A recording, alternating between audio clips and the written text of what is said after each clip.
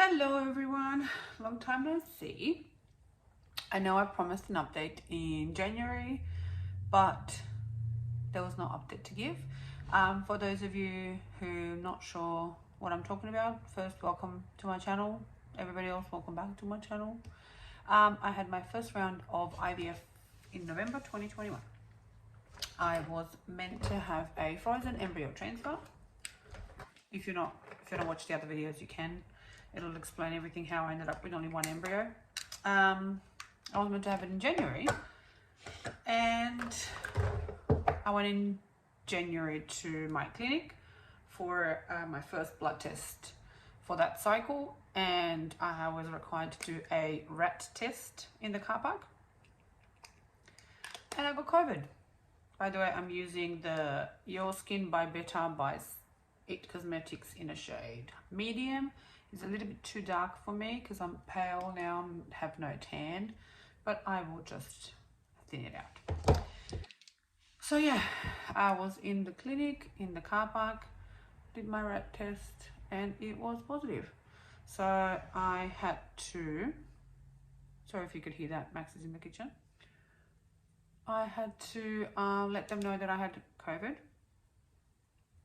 and they had to cancel my cycle, which is luckily happened on the first day, and my embryo wasn't thawed or defrosted, as I like to say. So basically nothing happened. I just let them know, and the whole thing was put on hold. And then my clinic, now I'm not sure if this is the same with every clinic, but my clinic, which is Westmead Fertility Centre, I'm not sure if I have said this before, told me that I had to wait 3 months after having COVID to restart the process. That is, I believe they said to me, because they need to see if there's going to be any consequences from having COVID to my fertility bits. So far, nothing happened. Everything's fine. I had a couple of periods in between. They were a bit, I don't know, just a little bit strange. Had a couple of spottings, like a spot for a day or two, then nothing, then period 3 days later, which I never spot. So, but my last one was fine. So it's been now 4 months, not 3 months since that day. And that is because, that looks nice, right?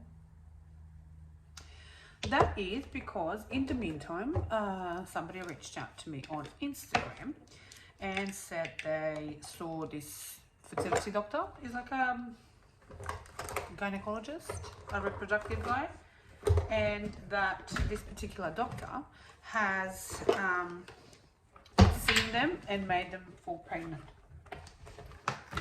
naturally 2 times without using IVF. So I thought, you know what, I'm going to go and see him. I have to wait 3 months to restart my IVF. I'm using the Instant Age Rewind eraser. I love this, in shade light 120. So I decided to go and see him. I had to wait about a couple of months to get an appointment with him. So I saw him in March for the first time. I brought him all of my results from last year that I did with my fertility doctor. My blood test results, the high costly results, all of those results I brought to him, and he sent me for more tests to be done. Now he was testing, and I'm using the Laura Mercier translucent powder. Sorry, he sent me for more testing, for more blood tests, and those blood tests were immunology blood tests from the fertility side of things. So I had a very long list of blood tests that I had to do. All were covered by Medicare except for one, which, to be honest, actually I didn't get a bill for yet. It's only going to be about $80, so that's okay. So and then I saw him again on the 20th of April, hence why I waited an extra month to do my frozen embryo transfer. So I saw him on the 20th of April, and he said to me that I have something that's called a MTHER something gene mutation, which basically means that my body doesn't process folic acid properly. So what the solution to that is, he's put me on something called folinic acid, not folic acid. So he said go to the chemist, a pharmacy, and asked behind the counter for folinic acid. So I did, and I got the folinic acid. I've been using that for about a month now. Then he's also told me that I have something called a T cell imbalance. Now, this doctor was a little bit, oh yeah, you have this and this and this, and do this, and if it doesn't work, see you in 2 months. And I was like, oh, okay. So I sort of did, I don't know, I felt, not that I felt rushed, but I thought, you know what, I'm just going to research what all of this is later on. I'm not going to sit there with him trying to explain to me for 5 hours. So basically, this is Mechamax, my favorite eyebrow pencil in black. So basically, the T-cell imbalance, it's not 100% proven that it has anything to do with fertility, but there's some studies that suggest that people who have implantation failures and reoccurring miscarriages could potentially have the T-cell imbalance, which basically means that it triggers your body's immune system into attacking the embryo, as in it's recognizing it as a foreign body. Something to do with inflammation, and basically he thinks that this is what might help me for my embryo to implant successfully. Fingers crossed. So the solution to that was, he has put me on a medication, which is a steroid. And he has given me two dosages. So basically, I'm to use it during the transfer process only. So basically, he said to me, next time you're doing your frozen embryo transfer, start using it the first day of your period, continue on throughout the transfer, and then if you're pregnant, get in touch with us and we'll see what we're doing. If you're not pregnant, stop using it and then start it again when you have your next transfer, whether it's fresh or frozen or whatever. So I have been using it for, what's today? Probably 2 weeks now, since the first day of my period. So when I got my periods in this cycle, I got in touch with my fertility clinic and organized to start the process of the frozen embryo transfer. I had my first blood test just past Wednesday. Today's Sunday. So I had my first blood test on Wednesday, and it's all happening. Let me tell you, I had PTSD. I was in the car doing the rat test thinking, oh my God, if this comes out positive again, I'm gonna have to like delay the whole thing again.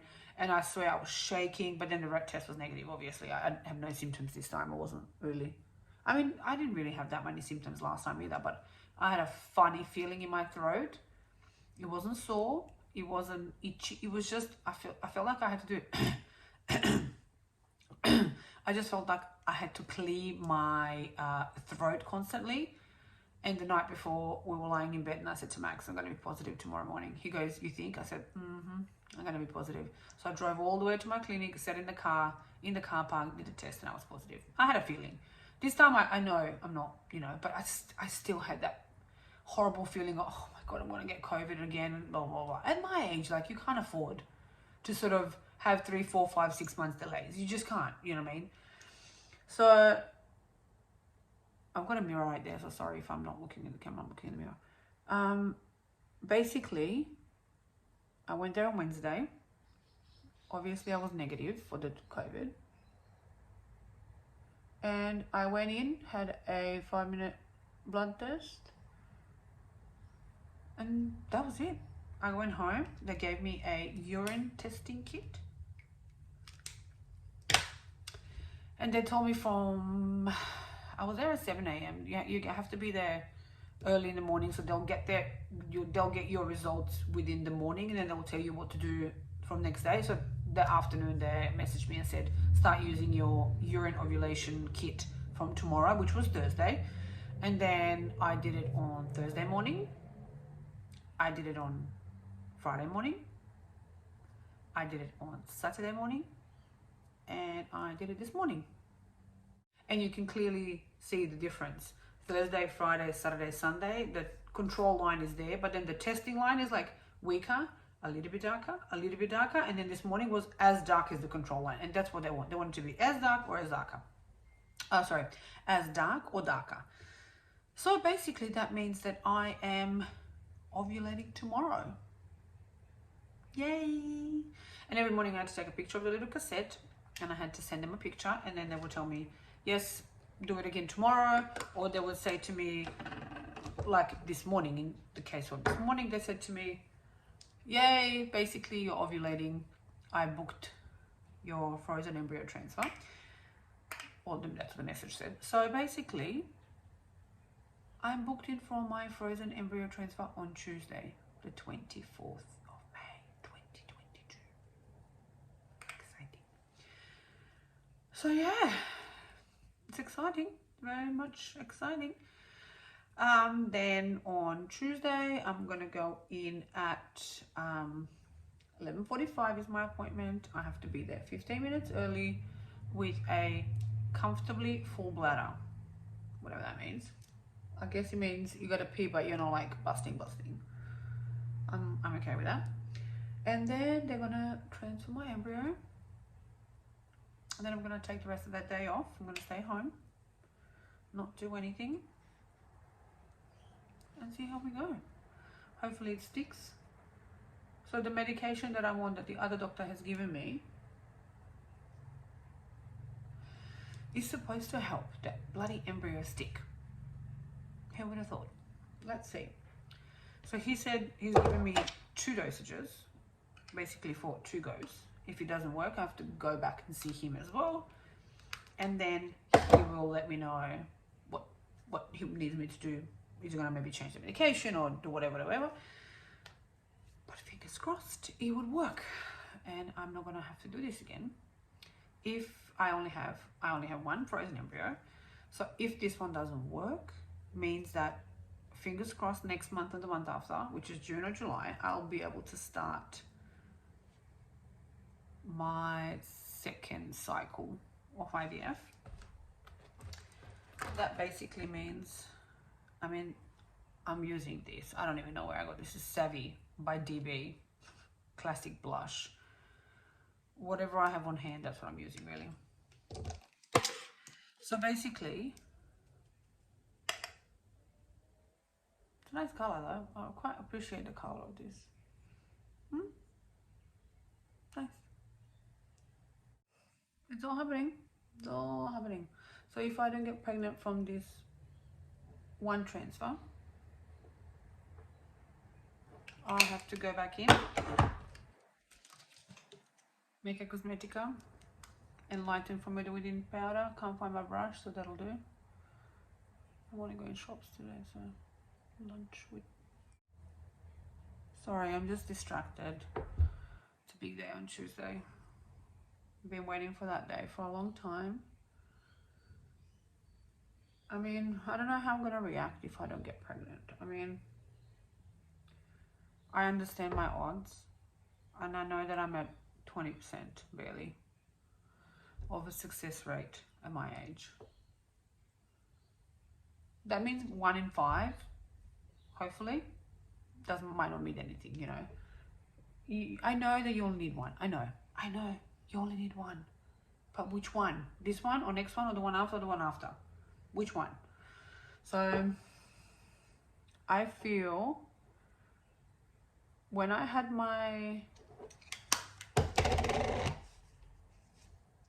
when we had our first round of IVF and I only ended up with 3 eggs, 1 embryo, I was devastated. I was devastated. I cried and I cried and I cried and I cried. And now I feel like I've already been through a really crappy time with my IVF journey. Like I was overstimulated, I was in pain, I was bloated, I was sore, it was just a horrible time. And all of that was for 1 embryo. And I feel like that's as bad as it gets. I mean, obviously, worse is you don't get any embryos. I get it. But like, I feel like anything from now on would be a bonus. So if I went next time I got 2 embryos, I'd be like, yeah, it's better than last time. So I feel like if I don't get pregnant this time, I take 9 tablets every morning, vitamins and this medication and 2 folinic acid tablets and NAC and ubiquinol and all of this sort of thing. And if all of this is going to be for nothing, I'm going to be so devastated. But then in the same sense, I'm expecting it to not work because I'm hoping it will. Don't get me wrong. I'm not being a negative Nancy. I'm just being realistic. Like, I'm hoping it's going to work. I'm just going to set my face with Fix Plus. I'll put some mascara on later. I'm hoping it's going to work, but I'm being realistic and I know I'm out. So I feel like if that doesn't work, obviously I'm going to be devastated. I'm going to be sad. I'm going to cry and this and that. But then next time, if I go and it doesn't happen, I feel like it might be a little bit easier because I've already been through the shitty part. So I don't know. I'm trying to make myself feel better by thinking that that's how it's going to be. Or I might just get pregnant this one time and you never know. I'm excited. I'm very nervous. Very nervous.